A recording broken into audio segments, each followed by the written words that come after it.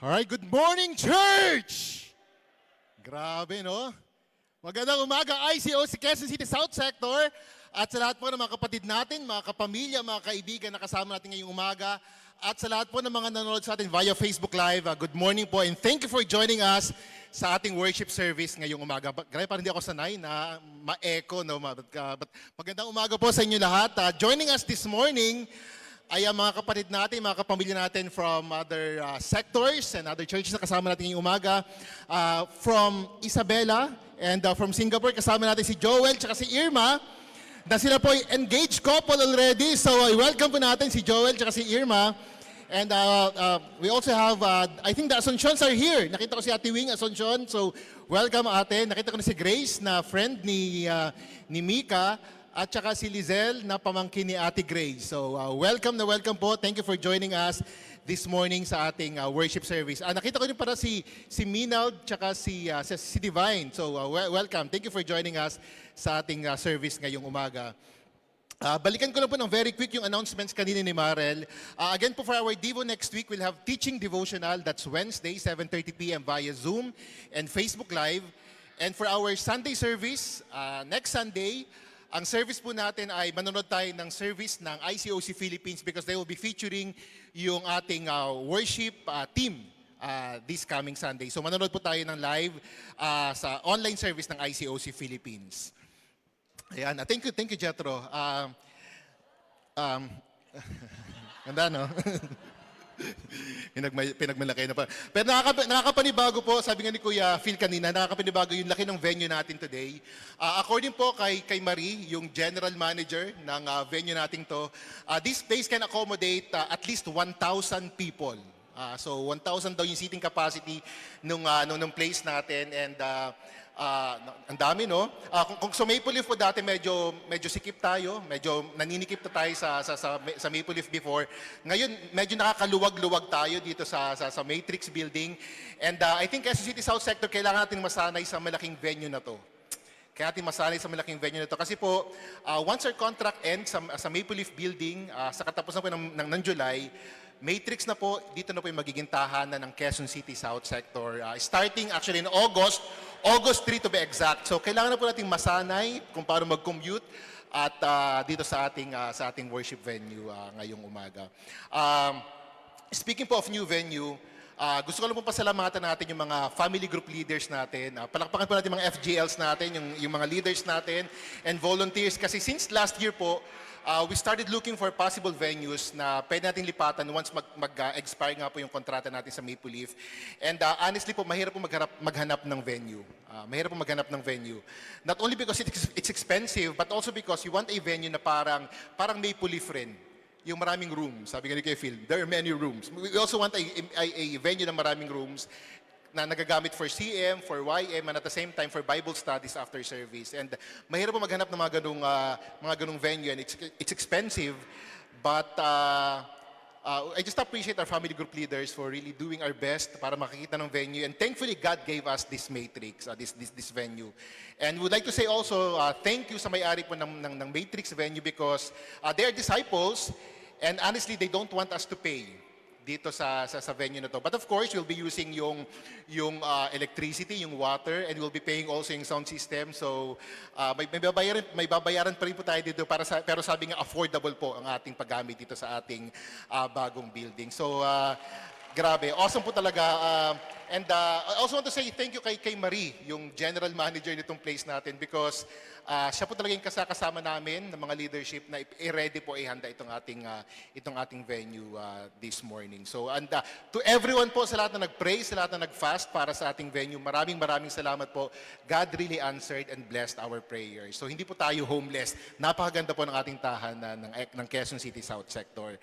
And thank you rin pala po for in behalf of the Involved Ministry, we'd like to say thank you also for supporting yung fundraising na indescribable ng Involved Ministry. Balita ko, sold out raw, standing room daw sa Maple Leaf Theater and mukhang maraming naipon ang Involved Ministry and yung pong proceeds ng kanilang nakuha from the fundraising will be for the worship camp ng campus ministry. So maraming salamat po for supporting yung ating fundraising ng Involve Ministry.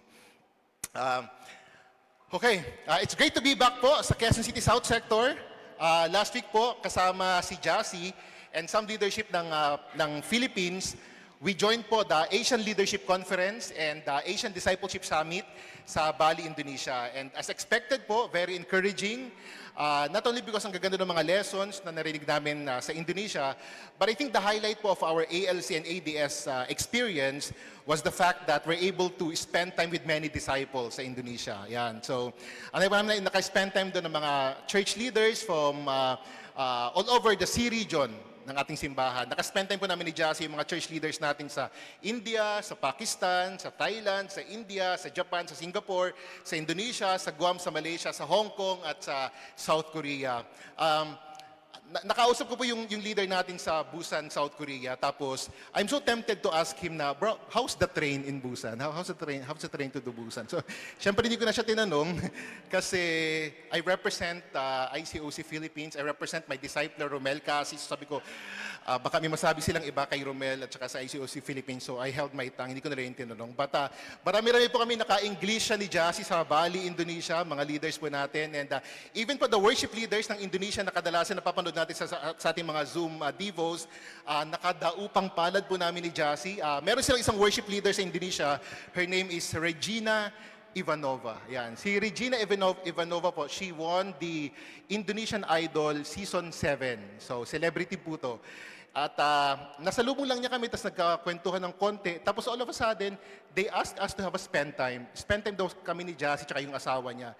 And ako, well, na-starstruck ako kasi celebrity to. Tapos at the same time, parang napaka-busy ng mga taong ito for them to ask kami ni Jassy for a spend time. So, na-surprise talaga ako.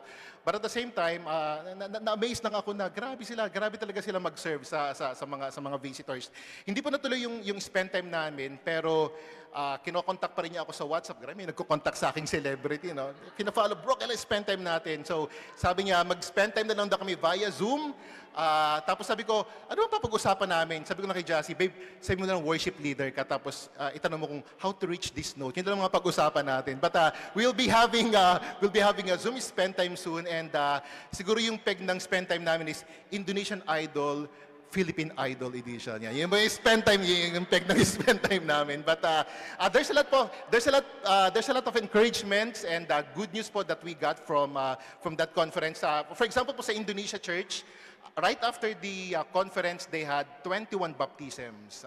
Right after the conference. Kasi yung conference center, malapit lang siya sa beach, so doon nag-baptize ng 21, including one hardcore Muslim, yung kanilang binaptize sa Indonesia. And I also learned po na ang dami-dami palang full-time sa Indonesia. Halos lahat ng mga ministries may full-time. May full-time sa media, may full-time sa digital team, may full-time sa tech team, may full-time sa worship team. Yung isang nilang full-time sa worship team ay nanalo naman ng Indonesian Idol Season 8. Full-time nila sa worship team. Tapos they also have full-time sa ushering ministry. So halos lahat ng ministries meron silang full-time. And I was like, someday magiging ganyan din ng Quezon City South Sector. Lahat ng ministries natin magkakaroon ng full-time.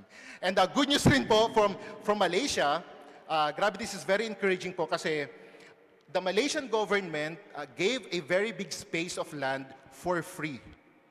Binigyan po ng Malaysian government ang church natin sa Kuala Lumpur ng napakalaking land for free para pagtuyan po ng simbahan natin sa Malaysia. And grabe, no? Ganyan kalaki po yung kanilang pinapatay yung simbahan. Alam naman natin yung Malaysia, it's a Muslim country, and yet binigyan sila ang simbahan natin ng ganito kalaking lupa para pagtayo ng simbahan. At nasa prime location po ito. Actually, kung makikita nyo po, may train po sa bandang likuran kasi pagkababa po ng train station, ito na po yung building. So, napaka-prime location din po ng simbahan natin sa Kuala Lumpur. Currently, ongoing pa rin po yung construction, and they're hoping to finish this almost 7-story high na church building natin sa Kuala Lumpur. I was talking to one Malaysian leader, sabi nila, habang tinatayo itong building, from time to time, some disciples would just go there and pray for their church building para i-bless talaga yung magiging building ng simbahan natin sa Kuala Lumpur. So, when I was listening to his story, sabi ko, someday, may magdodonate rin ng napakalaking ektarya ng lupa sa Quezon City South sector para pagtuyan rin ng ating sariling building. Yan, pag-pray po natin ito. But it's great to be back sa Quezon City South sector. Dumating po kami ni Jassy last Tuesday, tapos I found out na noong Wednesday ay may pumutok pa ng bulkan. So maraming mga, sa Indonesia, so marami po mga na-stranded na disciples. Buti lang po, hindi po kami na-stranded. And dahil na-miss ko pang Quezon City South sector, I'm very fired up to preach our lesson this morning. And this morning po, patuloy lang po natin yung nasimulan na nating series about Jesus' letter to the 7 churches in Revelation. So ipagpapatuloy po natin yung series na to, yung sulat ni Jesus to the 7 churches in Revelation. So far, nabasa na po natin yung letter to Ephesus. Na-check na po natin yan. And we're reminded na si God, He wants us to keep on doing what we're doing for the church, but He wants us not to forget our first love. And that is our love for God. Na dapat yung lagi maging motivation natin, dapat maging inspiration natin why we're doing things for God. And we also read the letter to Smyrna, and what we learned was, mukhang mababait yung mga taga-Smyrna. Kasi sa sulat ni Jesus, walang rebuke, walang scolding, hindi pinagalitan ni Jesus yung mga disciples sa Smyrna. But we learned there that Jesus reminded them na, I know what you're going through. I'm on top of your situation. But be faithful until the end, or until sa point na mamamatay na kayo. So that's Jesus' reminder sa mga kapatid natin sa Smyrna. This morning, we will read again another letter. Yan. Magbabasa ulit tayo ng bagong liham. And ang babasahin naman nating liham ngayong umaga ay ang liham ni Jesus sa mga disciples sa Pergamum. Pergamum. Or Pergamon. Or Pergamos in other translations. The title po of our lesson this morning is No One Else But Jesus. Ito yung pamagat ng ating mensahe ngayong umaga, No One Else But Jesus. Bago po tayo magpatuloy, let's go to God in a word of prayer. Let's pray. Panginoon, we're grateful for this morning that you have given us. It's a brand new setup. It's a brand new venue. But hindi po kayo nagbabago, Panginoon. You are our God. Even when we're staying sa M. Cirillo, sa bahay ng alumni sa Maple Leaf Building, dito sa Matrix, Father God. Hindi po kayo nagbabago. You're still faithful sa aming lahat, Panginoon. And the very fact that we are here right now, it's because of your faithfulness, Father God. And we're grateful because you are on top of our situation. Alam niyo po yung mga pinapagdaanan namin, Ama. Alam niyo po yung mga pangangailangan namin, and you've been constantly providing the things that we need, even the things that we want, Father God. And I pray that you bless this time. I pray that you speak through me powerfully. Ako po personally, God, because of this brand new setup, nag-a-adjust po ako, Panginoon, but your words are powerful. Naniniwala po ako, Ama, that it will not return to you nang wala pong effect sa mga makakarinig, Father God. And bless this time. Speak through me, Father God. And huwag niyo pong hayaan yung mga kahinaan ko, yung mga limitasyon ko, even yung environment, Father God, to hinder the power of your message. Maraming salamat po. I pray all these things in Jesus' name. Amen. Again, the title of our lesson is No One Else But Jesus. So let's open the Bibles to Revelation 2 and let's read verses 12 to 13. Revelation 2, verse 12 to 13. Sabi doon, To the angel of the church in Pergamum write, These are the words of him who has the sharp, double-edged sword. I know where you live, where Satan has his throne. Grabe, no? Yet you remain true to my name. You did not renounce your faith in me, not even in the days of Antipas, my faithful witness, who was put to death in your city where Satan lives. So let's stop there. So there's a lot of things already that we can get from the letter that we have just read, but short background lang po about Pergamum. So yung Pergamum daw po was a religious epicenter. It was a religious epicenter. One reason is because of its topography. Topography. Isa pong reason kung bakit religious epicenter daw ang Pergamum is because of its topography. Yung city po of Pergamum was built high on a mountain. So nasa kabundukan po yung Pergamum. And yung name po na Pergamum, it means lifted up or high. Yun po ibig sabihin ng salitang Pergamum. So nasa mataas po siyang kabundukan, parang antipolo. Yeah, nasa kabundukan po yung city of Pergamum. And actually po, nung pumunta kaming Pergamum ni Jassy, kasama po yung mga ibang disciples, we had to ride a cable car paakyat ng Pergamum kasi nga po nasa kabundukan pa yung Pergamum. At dahil nga po mataas yung place kung nasaan yung Pergamum, nasa kabundukan po siya, some religious cults thought, we could take advantage of that kasi nasa kabundukan siya. Kasi height means power. Height means power. Titingalain. You're going to look up to kapag nasa mataas. And so, in Pergamum, yung mga religious cults, they started building temples to various goddess and goddesses and even to emperors. So nagtayo po sila ng napakaraming mga templo para sa mga gods and goddesses and even to emperors. According po sa isang komentaryo na basa ko, as soon daw as you walk inside the city, you would already see Athena's temple. Pagpasok nyo pa lang sa Pergamum, may templo na para kay Athena, may templo para kay Caesar Augustus, may templo para kay Hadrian, may altar para kay Zeus, may templo para kay Dionysius. Si Dionysius po ay the goat, god of wine. And then may temple rin para kay Asclepius, god of health, who was half man and half horse. So napakarami pong templo na dedicated to various or different gods and goddesses and emperors, pagpasok nyo pa lang sa Pergamum. Napakaraming mga templo within the same vicinity. And if you're going to think about it, ito marahil yung dahilan kung bakit tinawag ni Jesus ang Pergamum as the place where Satan lives. Ito marahil yung dahilan kung bakit tinawag ni Jesus yung Pergamum as the city where Satan has his throne. Grabe no, matindi-tindi yung accusation ni Jesus sa Pergamum. Residente daw doon si Satan. Quezon City South Sector, can you imagine living in a place where Satan lives? Can you imagine living in a place where Satan lives? Ano kayang itsura or feels ng isang lugar kung saan kabarangay mo or co-resident mo si Satan? Hindi lang devil, no? Satan. Satan, kabarangay mo si Satan. Ako, naisip ko, na-imagine ko pa lang, parang feeling ko hindi ako tatagal kapag kasama, ka-residente ko si Satan. Imagine, boboto ka, tapos kasama mong boboto si Satan. Parang hindi ko kaya atang tumagal sa isang lugar na kabarangay ko si Satan. Story time lang po. Alam ko kung nandito si LJ. I remember nung single pa kami ni LJ, kasama ko po si LJ sa paglipat-lipat ng napakaraming households. Ilang beses po kaming naglipat-lipat ng napakaraming households kasi lahat halos ng mga households na tinirhan namin may napakagandang kwento. May isang household po kaming tinirhan na grabeng init. Kasi sobrang init, especially kapag tanghali. May time na ang tawag na namin dun sa tinitirhan namin is pugon. Kasi sobrang init talaga. Talagang para kang siopaw talaga na talagang lalaki ka talaga because of the heat. So, sabi namin naisip ko, siguro this is where Satan lives. Kasi parang sing-init talaga siya ng fiery lake of burning sulfur. So, ang init talaga. So, sobrang init nung place, we decided to transfer to another household.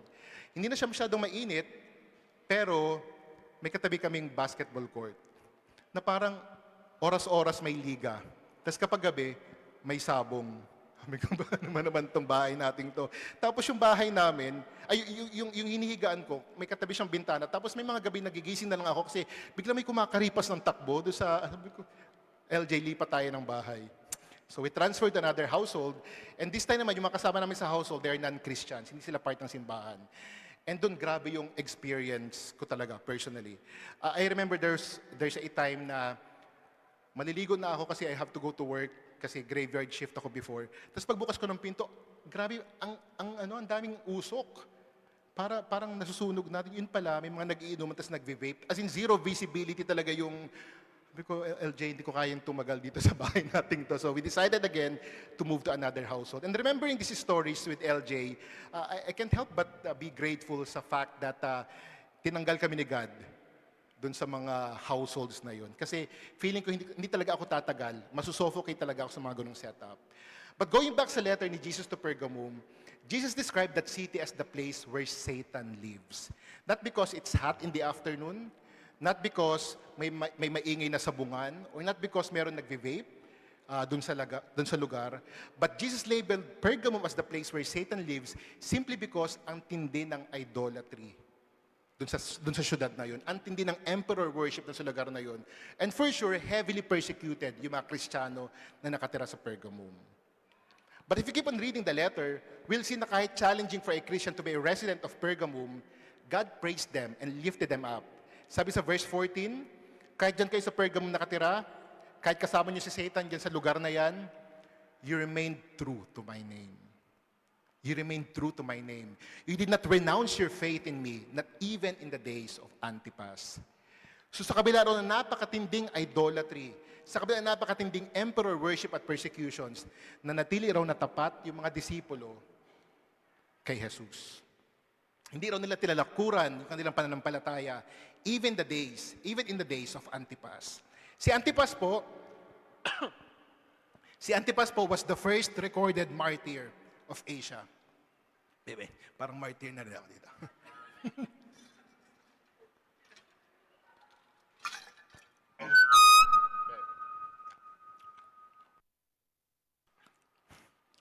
May yelo. Sorry. Parang food and drinks yung binigay sa akin ni John.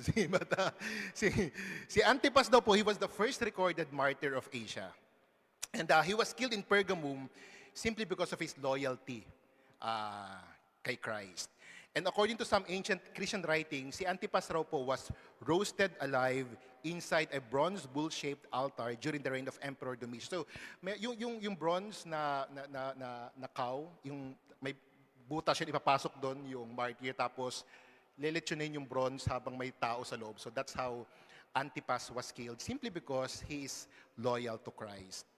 And even if the disciples raw in Pergamum knew about this persecution, they remained faithful and they did not renounce their faith kay Jesus. So the best sila doon.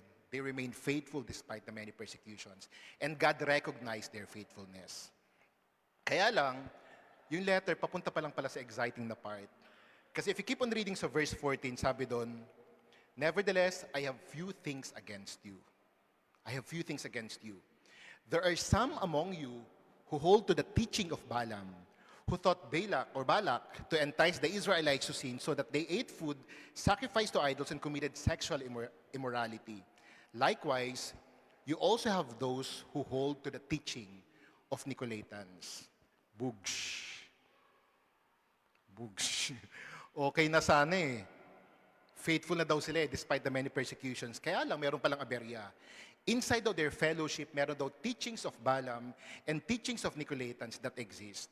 A brief context lang po, teaching of Balaam, basically it's about compromising your faith. It's about choosing what is easier, what is faster, what is more beneficial, even if it goes against what is right according to God's standard. So that's what teaching of Balaam is all about. And teaching of Nicolaitans naman, it's teaching that in Christ, you are free to do whatever you want to do. It's like giving ourselves the license to sin. So that's basically what teaching of Balaam and teaching of Nicolaitans are. So aside raw from Jesus' teachings, there are other teachings na present sa church of Pergamum. And what Jesus saw was some disciples in Pergamum, they actually hold on to these teachings. They hold on to these teachings. Pinangahawakan daw nila yung mga ganong turo. Yes, they believe in Jesus and His teachings, but they are also holding on to other beliefs. It's like Jesus and His teachings on one hand, and other teachings on the other hand. And Jesus was indignant about this. May nabasa pa akong quote, sabi doon sa quote, spiritual compromise is not choosing other gods to worship instead of Jesus. It's trying to include other gods along with our worship of Jesus. So yung spiritual compromise daw po, it's not choosing other gods in replacement of Jesus. Spiritual compromise raw po, it's trying to include other gods along with our worship of Jesus. I repeat, trying to include other gods along with our worship of Jesus. And that's what's happening at least to some Christians in Pergamum. Hindi naman nila inabandon yung kanilang paniniwala kay Jesus. Yes, they still believe in Jesus. Yes, they still worship Jesus. The problem, however, is that they are including other gods, other beliefs, other faith, along with their worship kay Jesus. I'm sure our church right now, we cannot relate. Can we? We don't know what spiritual compromise is. Do we? The thought of including or entertaining other gods or beliefs na hindi kasama sa Biblia makes us cringe already. We're not like the disciples in Pergamum. We worship Jesus exclusively. Am I correct, mga kapatid? Or am I wrong? You see, mga kapatid, if you can relate to the Christians in Pergamum like I do, my question is, who are you holding on to besides Jesus? Who are you holding on to besides Jesus? Who is quietly sharing space with Jesus in your heart? Who is quietly sharing space with Jesus? Yung parang, yung heart mo para siyang boarding house, pinatuloy mo si Jesus for free, but at the same time, you open another border, renting for free in your heart. Who is quietly sharing space with Jesus in your heart? Sino yung inaalaw mo maging roommate ni Jesus sa puso mo? Mga kapatid, spiritual compromise is not choosing other gods to worship instead of Jesus. It is trying to include other gods along with our worship of Jesus. So I surveyed some disciples and asked them, what are the possible other gods that we might be including and welcoming in our hearts besides Jesus? And these are their responses. Sabi nila, other gods daw come in the form of comfort. So, other gods raw might come in the form of comfort. So, some Christians raw will still follow Jesus, pero may reservation. If it's becoming inconvenient, that's it. I will follow Jesus, I still believe in Jesus, pero kapag na-compromise na yung comfort ko, I think yun yung hangganan. What I observe, mga kapatid, is that sometimes, we don't challenge one another anymore to stretch ourselves. Parang sa simbahan natin, it's no longer a practice for us to challenge one another, to stretch ourselves anymore. Because probably, we ourselves don't practice it anymore. Hindi na rin natin i-stretch yung sarili natin. Ox na sa atin yung bare minimum. Bare minimum is, okay na sa atin yung bare minimum. Forgetting the fact that the God that we serve is giving His maximum. Nasa minimum na lang tayo. Nowadays, what I observe is that our favorite topic sa simbahan is grace. Grace yung favorite topic natin. And that's awesome because we're all here because of grace. But we talk about grace so much that we're forgetting that there's also a calling for all of us to deny ourselves, to take up our cross daily, and to follow Jesus.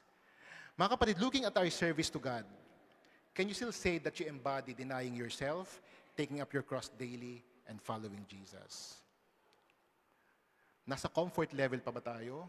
Or we're still stretching ourselves? Knowing that Jesus Himself is also stretching Himself or stretch Himself for all of us. Aside from comfort, other gods might also include approval of others. Approval of others. We all want to please God, but at the same time, we also want to please others. Gusto naman natin i-please si God, but at the same time, we also want to please others. And we can't afford to lose people's approval.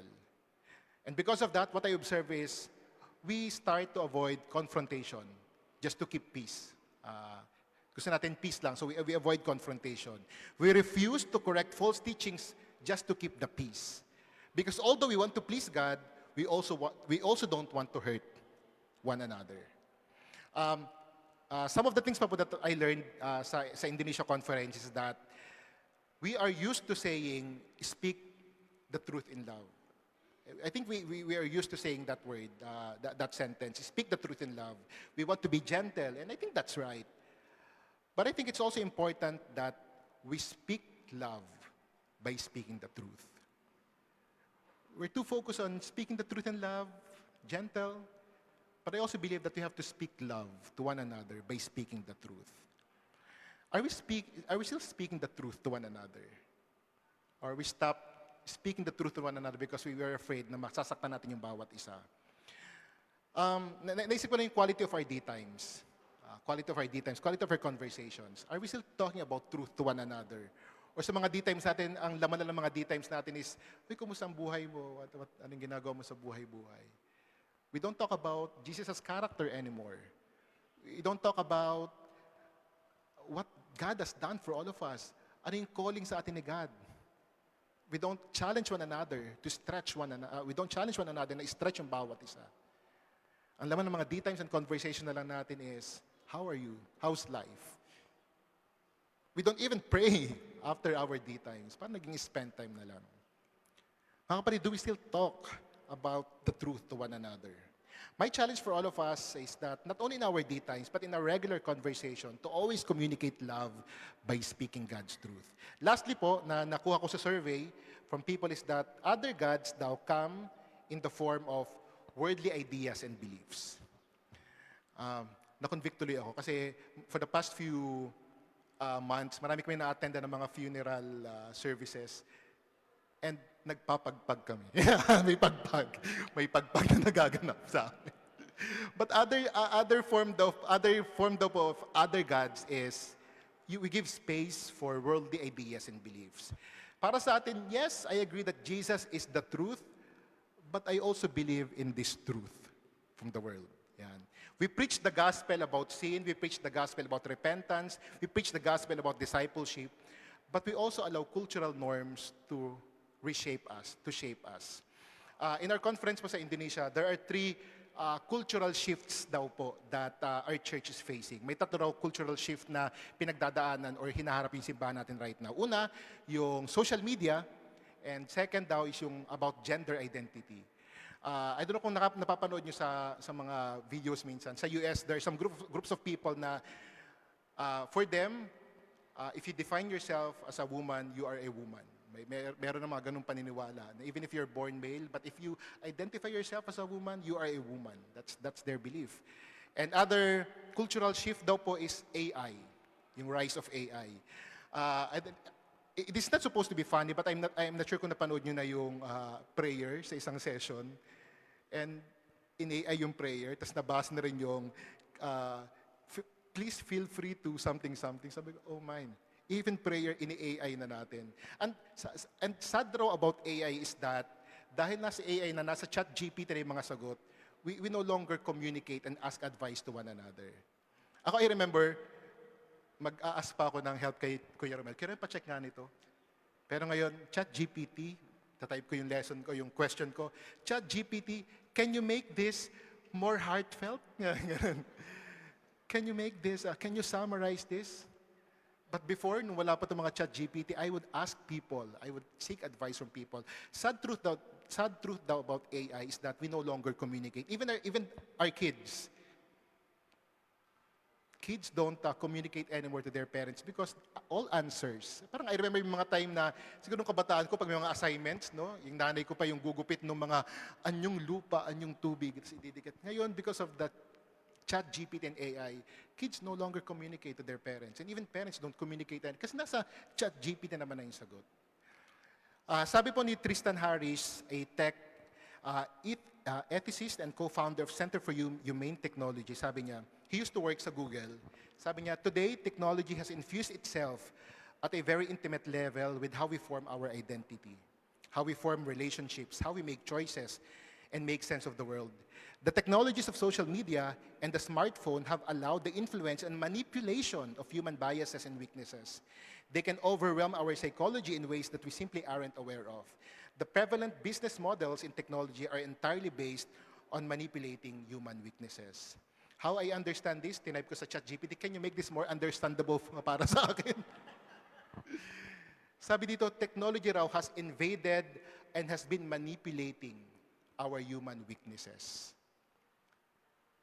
Even yung technology natin, alam na yung mga kahinaan natin at gagawan niya ng paraan para sagutin at para kunin natin para yung mga pangangailangan at mga kahinaan natin ay sa technology natin makuha. These now are just some of the major shifts na meron yung mundo natin. And as Christians, how do we confront these cultural shifts? Are we allowing this to influence ourselves, our families?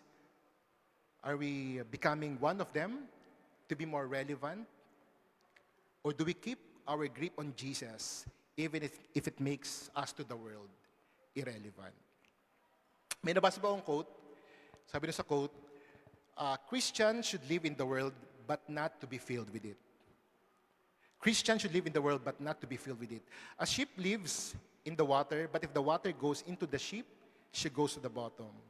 So Christians may live in the world, but if the world gets into them, they will sink. Mga kapatid, what are the things from the world that you have allowed to fill your heart that's already making you sink gradually? Ano yung mga bagay-bagay sa mundo na inalaw nyo nang pasukin yung puso nyo na hindi nyo namamalayan, it's making you sink gradually.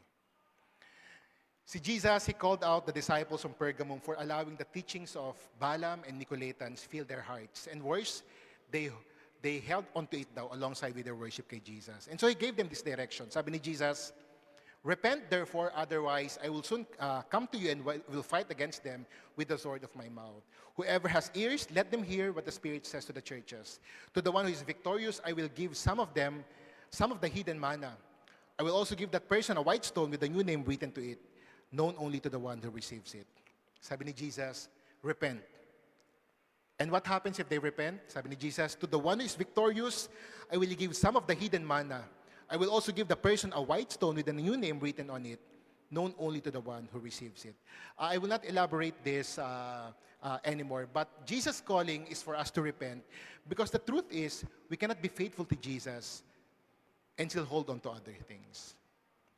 We cannot be faithful to Jesus and still hold on to other things, to our other gods. Sabi nga sa Matthew 6 verse 24, you don't need to go there. Sabi doon, no one can serve two masters. Either you will hate the one or love the other, or you will be devoted to the one and despise the other.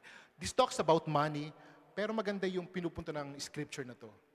We cannot serve two masters at the same time. Either you will hate one or love the other, or devoted to the one and despise the other. We cannot serve two masters at the same time. God said, repent. And when we repent now, the promise is He will give some of the hidden manna. He will give a white stone with a new name written on it, known only to the one who receives it. I want to close out with a good news. Today, there's one soul who decided to repent. There's one soul who decided to repent. Later pa after service, we'll be baptizing si Christine Ragindin. Si Christine, papatayin ko sana si Christine pero may bit-bit siyang bata. But we have a baptism today. Grabe no, first time natin nagamit yung Matrix building tapos meron tayong baptism today. And of course, our new sister Christine, she decided to repent and hold on to God. I really hope mga kapatid, Quezon City South Sector, is that we will hold on to Jesus, not to our comfort. We will hold on to Jesus, not to the approval of others. We will hold on to Jesus and not to the worldly beliefs that's starting to shape our hearts. We will hold on to Jesus, not to any other teachings and beliefs. I'm sure, mga kapatid, things or amazing things will happen to our family, to our ministry, to our community, even personally, if all of us will decide daily and urgently to hold on to Jesus, or to hold on to no one else but Jesus. So yun lang po gusto kong share ngayong umaga. Maraming salamat po sa pakinig, and to God be the glory. Thank you po.